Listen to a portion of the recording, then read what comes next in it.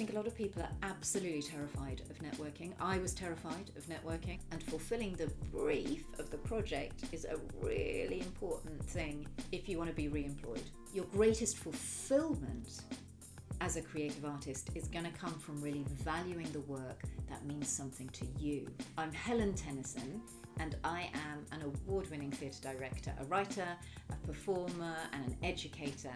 I've had a really rich, fairly long career in the theatre, and these are my 5 tips for sustaining a long, healthy, happy career working in theatre. Tip number 1, know the difference between the work that you're truly, truly passionate about and that makes you happy, and the work that your ego thinks you ought to do. We're all under so much pressure to do work that other people recognise, the work that we think will prove our value to the rest of the world, to the rest of the theatre community. And of course, we all want to be at the National, in the West End. Of course, that's lovely. And I'm not saying don't go after that. Of course, go after that. What I am saying is don't let your value as a creative rest on external recognition. There are many, many, many ways to make a career in the arts, and most people with long careers have got a real mishmash of things that they do to make it work for them creatively and financially. Your greatest fulfillment as a creative artist is going to come from really valuing the work that means something to you rather than the work that means something to other people. Tip number 2 is make your own work. I think this is so important, particularly for actors who face so much repeated rejection. When I first started making my own work, I was an actor, and it completely changed the way I went into auditions. I had so much more confidence, I had so much more self-respect, and I felt that, well, if I don't get this job, it's not the end of the world. I have my own projects. It also forces you to build other skills, producing skills. It helps you understand the whole mechanism that goes into it. Of course, doing a full production does take huge amounts of time, money, resources. There are other ways to make your own work. You can do it on a smaller scale. You can create a cabaret act. You can write poetry. You can write plays, organise a little play reading. You can film yourself doing movement. You can just create small projects for yourself. And this really helps you as well respect your creative work as something for you, a practice for yourself. My 3rd tip is whenever you're offered a job, be very clear about why you're taking that job and what you expect from that job. So most of the time, we're not in a position to pick and choose. Sometimes I can now, but most of the time we're not in that position. So we need to make sure when we go into a job that we're not trying to make it fulfill all our creative needs. It can only be what it is. I have 3 criteria that I measure a job offer by. 1, are the people nice? Am I going to have a good time? Very important. Number 2 is the creative side. Is it going to be creatively fulfilling, stimulating? Is it going to build my skill set? Number 3 is the material side. Is it going to either pay me well or raise my career profile in some ways?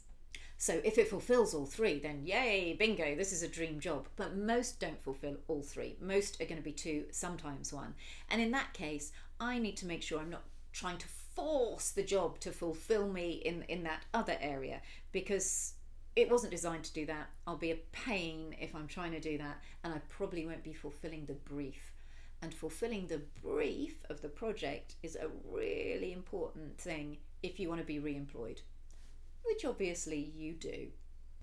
Number 4 is looking after your well-being.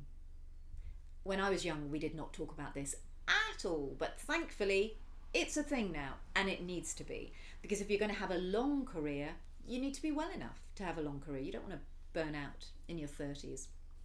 So there's the obvious things: eating well, exercising, sleeping, all that stuff. I would also add into it your finances. It's okay to take time out and earn a bit of money. It's okay to take time out to set up another job that's going to support you a little bit, a flexible job that can help you in your artistic career. I think this is important. It won't make a difference in the long run to your career. People are so afraid to leave the industry for just 3 months, 6 months, a year even. In the long run, it won't make any difference, but it will set you up to be more secure. And you need that because it's very precarious. And number 5 is nourish your creativity. We give out loads and loads of creative ideas all the time, but you have to feed in too. Sometimes I think after people's initial training, they think that's it, they've learned everything, but it doesn't work like that. One, because the world changes, theatre changes, so our way of performing, our way of making theatre has to change with it if it's going to be exciting and relevant. And secondly, if we're putting out creative energy all the time, we'll become depleted. You need to feed the creative energy in as well, and that can be free art galleries, listening to music you don't usually listen to, reading a book, taking a course, having a stimulating conversation. We have to keep nourishing who we are as creatives and who we are as people, because I really, really, really believe that who we are as people shows in our creative work. Anne Bogart, the American theatre director, has the most wonderful quote on this, and I highly recommend her books. The quote is, "You cannot hide. Your growth as an artist is not separate from your growth as a human being. It is all visible."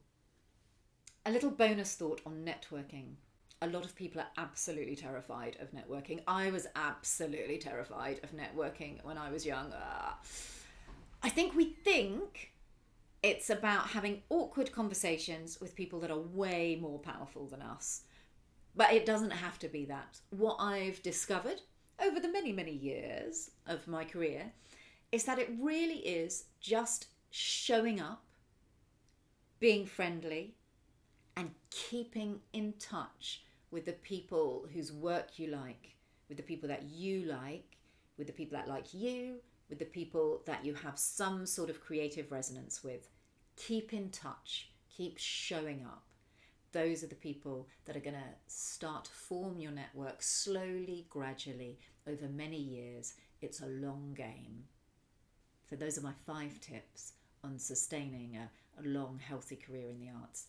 If you have any other thoughts or ideas, please pop them in the comments because they're super useful for everyone to read. If you want to join me on one of my workshops, I'm just going to update what they are underneath here. And sign up to my email.